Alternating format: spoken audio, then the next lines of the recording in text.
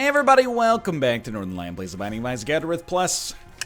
13 wins in a row. 13 wins in a row. I'm playing it on Friday the 13th. It's the 13th month of the year. No, that one doesn't really make any sense. 9-0 VCM7Y6. Popping down an Ace of Clubs card. Honestly, I'm looking at the board here. I'm looking at the game. I'm looking like a fool with my pants on the ground. Got my hat turned sideways. I should really... I've seen that video. It's a video of an older gentleman on American Idol auditioning. And he's auditioning with the Extreme Boomer song that he wrote himself called Pants on the Ground. He hates that today's generation, they're putting their freaking pants on the ground, got their hat turned sideways. But I've only seen the video like 2 times in my whole life. I've quoted it for probably 13 years, would be my guess. I know you're like, it came out in 2007. Yeah, correct. I think I was there on like day 2. Back then, news didn't travel as fast, but regardless. I gotta watch that video again, otherwise I'm, it's got the most references to original, views from me of any video in history. Guess we might as well. We'll check out the item room. It is an XL floor. I honestly thought, yikes.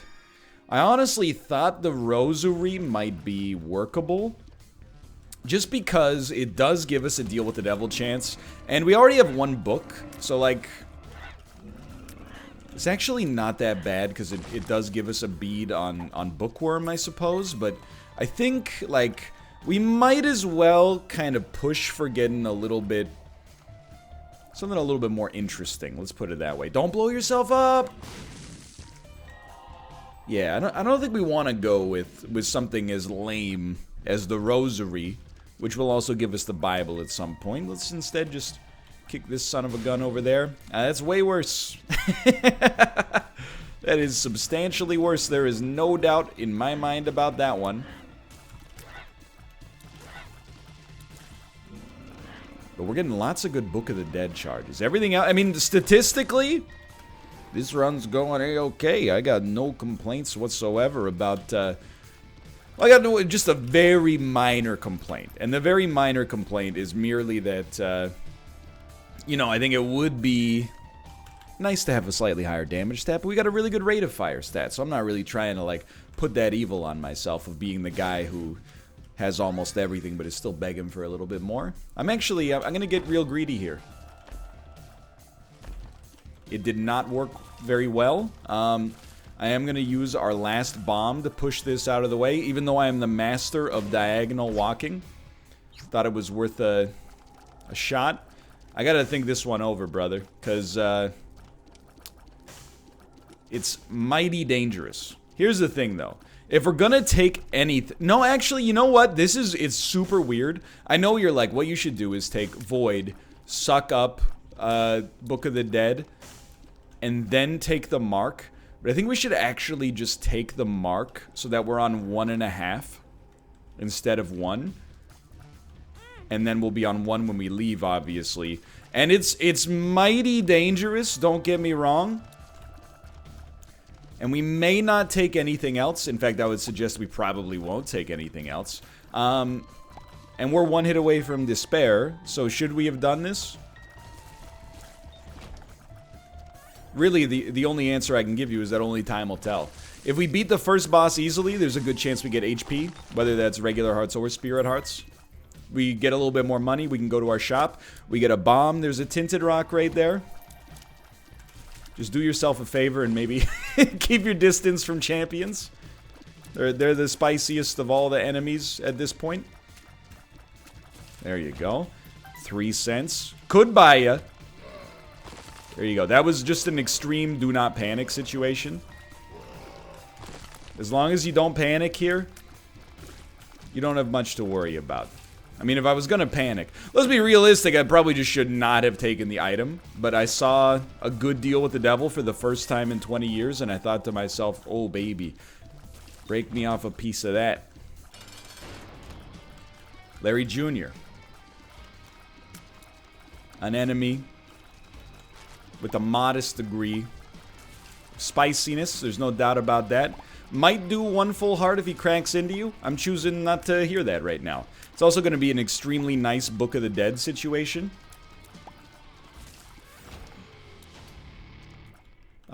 Or not, is the other thing. Okay. We did get HP, though. That's really, like, getting the HP there was the only thing that I cared about. The mark upped our damage and DPS to the extent that, like, I'm not really sweating too much here. We already know what our deal with the devil is. It'll take a lot to get me to go with Void.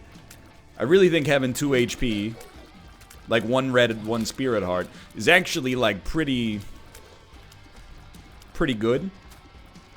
I think that's advisable for us moving on with our lives here. We gotta, you know, hey. Might be a bear market in Isaac.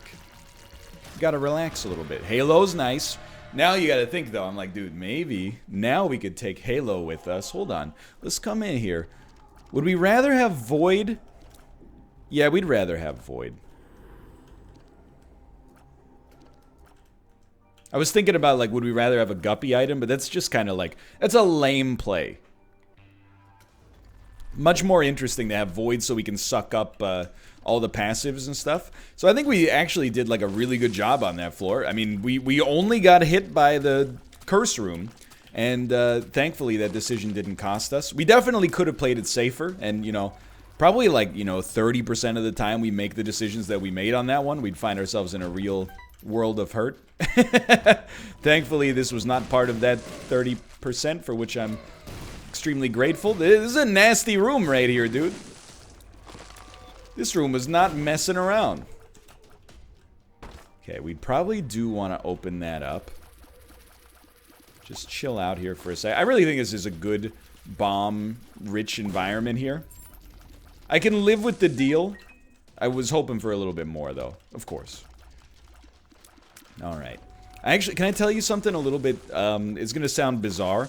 I kind of don't like the Batwing as a trinket because it's gonna potentially create these situations where I believe I can fly.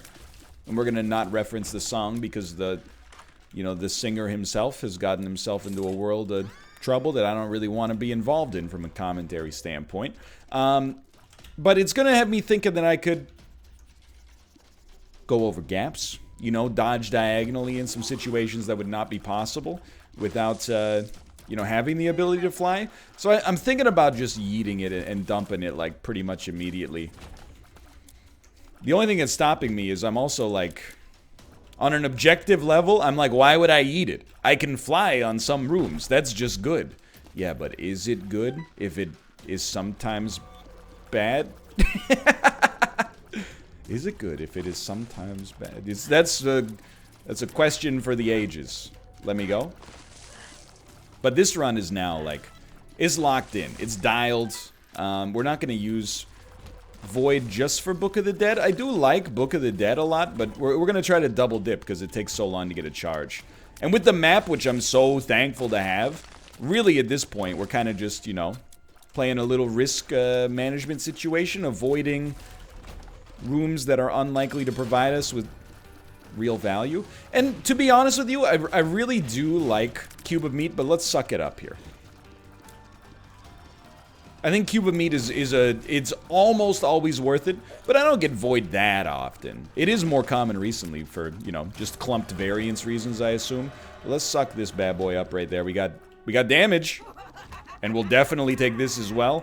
I think that's a hugely positive swing for us. And Cricket's head, dude, has done... I mean, it's always good, but it's done amazingly for us here. Anyway, moving on. This is kind of a... It's a weird episode to be recording. You know, I haven't shied away from talking about real-world stuff over the course of this. But, like, you know, I feel like I've talked about the coronavirus a lot for like a few weeks, and now in North America things are coming to a head. I mean, this is coming out like a week after I recorded, so who knows, but and I'm like, I don't know if I really want to go down that road. I understand, like, you know, I mean, here's the thing, I think I've said all I need to say about it, like, hey, please respect what the experts are saying, and like, you know, I know you're like, but I've had this trip booked for weeks. Yeah, but like, now's not a great time, but the tickets are so cheap. Yeah, I know, but like you're being part of the problem right now, just to be frank. I don't even think we want to suck that up, honestly, but we just don't need it right now. I think everybody's kind of like, you know what's going on. You don't need me to tell you anything more about it. It is bizarre though. This is definitely the only time in my lifetime I've lived through. Whoa, this is so good, dude. Hold on. Get the ability to fly first. It's the only time in my life. Well, it's like one of 2 times in my lifetime that I've really felt like there's a bizarre air going around in society. Definitely after, September 11th. Things were weird for a bit. I guess we'll suck them all up. Why not? Not a big deal there. And this is, I mean, it feels kind of similar, honestly. Just kind of a weird feeling of surreality. Even though in Canada and in Vancouver specifically, as of the time of this recording, it's pretty much business as usual. It's just like is slightly not business as usual, You're seeing a lot of empty shelves at the grocery store. Literally every person that leaves their house comes back with, I really appreciate that bloodshot eye, thank you. Comes back with 16 rolls of toilet paper. And, every day there's like a new bit of news that's like, please God, don't go outside. So it's just weird. So, also recognize, you might be watching this. Maybe you don't normally watch Isaac. Maybe you don't even normally watch like me or YouTube. Might be working from home today. It's an unusual time. There's no doubt about that. Hope everybody's doing okay. Keep yourself sane, practice good hygiene, and, don't succumb to the panic buying. It's a really bad time to just need toilet paper because everybody's going to give you a dirty look. We had that. We went to the grocery store. Today's Friday, as I said earlier. We went to the grocery store on Wednesday. We had 2 rolls of toilet paper left in our house. We had to buy toilet paper. We got like the last pack of toilet paper, at least that night in the grocery store. And I was like, we got to get out of here ASAP. It's like we're holding on to like a choice amiibo or something like that. People are going to beat us to death to take this Cottonelle off our hands in the parking lot. I promise you we were not buying TP to hoard. We were buying TP to, for its normal purpose. I did see that there was a couple in Vancouver, and that surprises me literally 0%, who literally spent 70 grand stocking up on toilet paper and hand sanitizer to resell on Craigslist and Facebook Marketplace. Oh, baby, you are very lucky that I'm not in a position to be making or enforcing any laws. Because you would be... legally, I couldn't possibly justify throwing you in prison for the rest of your life, but they'd have to hold me back. Let me just put it that way. I'd be like, let me go. And then the, Criminal Code of Canada would be like, you can't do that. And I'd be like, watch me. It would be because it's just a scumbag move, right? That's real nasty. Although I did see, oh, it's a Batwing again. I thought it was funny. Although also, it's like social media in general. We have a pharmacy chain in Canada called Shoppers Drug Mart. And there was a tweet, and I gotta admit, the tweet almost sucked me in. And then I read a few of the replies and realized, like, this is how it happens in a social media age. It was like, look at this. Shoppers Drug Mart is charging $15 for 12 rolls of toilet paper. How dare they hike prices on this stuff in response to increased demand? Like, this is ridiculous. Please boycott this business. And then, for a second, you're like, yeah. And then somebody, the voice of reason, thankfully, replied to that comment. It got about 1/50th the amount of attention, for the record, but was like, hey, check it out, these are their prices from like 6 weeks ago, and it was the same price. So it turns out, instead of being like, hey, they're hiking the price in response to, increased demand, it was more like, oh, it's just always that expensive, geez. Well, you know, that's a bit of a wake-up call for a multitude of different reasons, I suppose, but, yeah, just bizarre times, I guess. Did I already tell the story about how, you know, my sister-in-law, Kate's sister, she lives in, like, the center of the Washington State epidemic right now, and she was like, hey, if you guys get a chance, would you mind, like, bringing hand sanitizer down across the border? And I was like, honestly, I had nothing against it until the Canadian government was like, please don't go to America right now. But then on top of that, we went to the drugstore, and there was just no hand sanitizer, and I was like, oh, right, yeah, that makes sense. Regardless. So we're trying to, you know, come up with the... I don't think it's good to just distract yourself, you know. Like, sometimes, we talked about it on the NLSS. Like, we talked about the stuff that's happening in the world right now on the NLSS. And a lot of people were like, please stop talking about this is my escape. Yeah, but it's also like my escape. Moreover, like, I think sometimes talking about it is important, you know. If you only talk about it or you only think about it yourself, I think you can get yourself into some harmful thought patterns. I think it's how you end up with these people that are like otherwise rational, but now they're like, I immediately need to purchase 100 rolls of toilet paper, because if I don't purchase 100 rolls of toilet paper, my neighbor's going to purchase 100 rolls of toilet paper, and I'm going to have a dirty butt. You know, I'm not a panic guy. I mean, that's what I was telling people. I mean, I'm not saying like if you'd listen to me, this wouldn't have happened. Because I didn't come up with this. I just, you know, have a respect for the scientists. And also, you know, I've said it many times.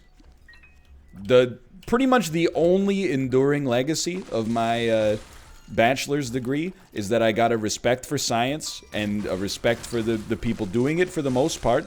And I've learned to listen to them, and I've learned to ignore comments from people who sound authoritative but actually have no idea what they're talking about, i.e. most of Twitter about most subjects. But you may, if you've listened to a lot of my content, you may have heard my frustration as I tried to explain to people, yes, it's, you know, worth being concerned about. No, that doesn't mean you need to immediately go out and buy 500 rolls of toilet paper or, you know, even 6 months of canned food and potable water or something like that. Yes, no, like, you should definitely, like, take care and, you know, yeah, let it impact gatherings and stuff like that. No, you don't have to go into a secure bunker. Like, trying to explain to people there's a difference between taking precautions and panicking, and the whole time people were like, yeah, but I lived through SARS, so I'm not worried. Anyway, I'm not trying to be like I told you so. I'm just saying this is why I'm... This is why I'm talking about it, because I've already said all that needs to be said ages ago. Regardless, though, hope everybody's doing okay. It is fair to say that, you know, I mean, at least as of the time of this recording, probably the virus to you directly as the viewer, not that much of a risk necessarily. Of course, the people that you are in contact with, absolutely. Probably the greater risk is societal breakdown due to panic, I suppose. But I don't think that's gonna... I wouldn't worry about that until at least 3 weeks from now. The day you see 6 a.m. Pacific time roll around and there's no Isaac episode, that's when you should start to, you know, cash in your 401k and turn it into, like, you know, jerry cans of gasoline. As Isaac goes, so does society. You remember that old song and dance? Classic market advice. But it is weird, right? Like, it's hard to come up with other stuff to talk about, because you're like, you know, what else is going on? You want me to talk about something other than the once per generation pandemic that's gripped society? It's tough. You know what else we got going on? I had Checkpoint League today, played some Super Mario Maker, did pretty well. I was happy with myself. I'm super stoked. It's funny, you know, like I've been putting a lot of effort. I think it shows too. Isaac is kind of like, it's, how do I explain it?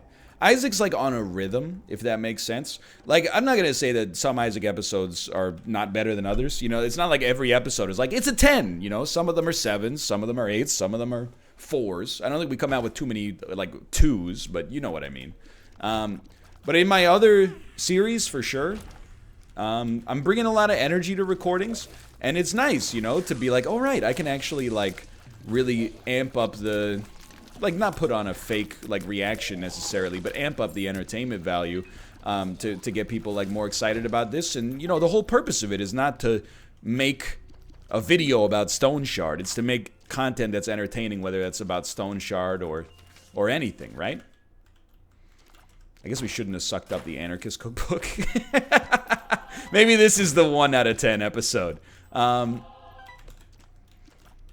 it's also funny that, like, you know, if I go into a video of mine and I do it and I'm not that, like, high energy, I'm like, I forgive myself. But because I know that Apollo has put so much work into the Mario Maker stuff, I'm like, yo, I gotta bring my, like, 10 out of 10 energy levels to every single piece of content there. My man spent 3 weeks making the levels. He commissioned an overlay art. He's been editing highlights and trailers together. Like, the least I can do is show up and bring my A game. So if you're not watching those highlights, you're missing out. It's a really good idea, executed very well.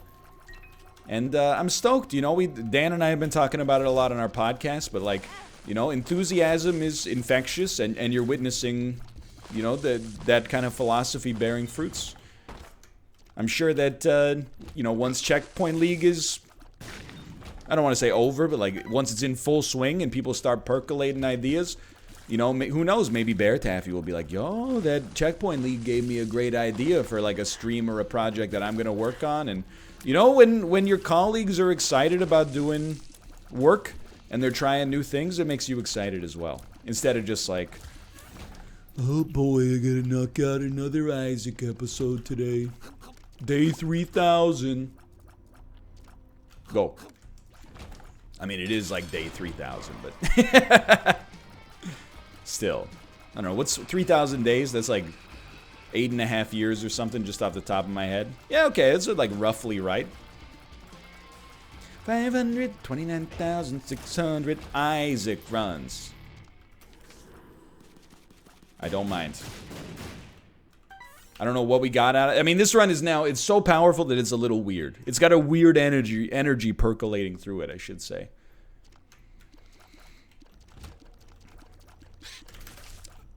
Maybe the most incredible spacebar press of all time. And don't forget, like, I actually have invincibility as well. I think I have too many status effects on myself, so it may not look like I have invincibility when I press the spacebar, but I do.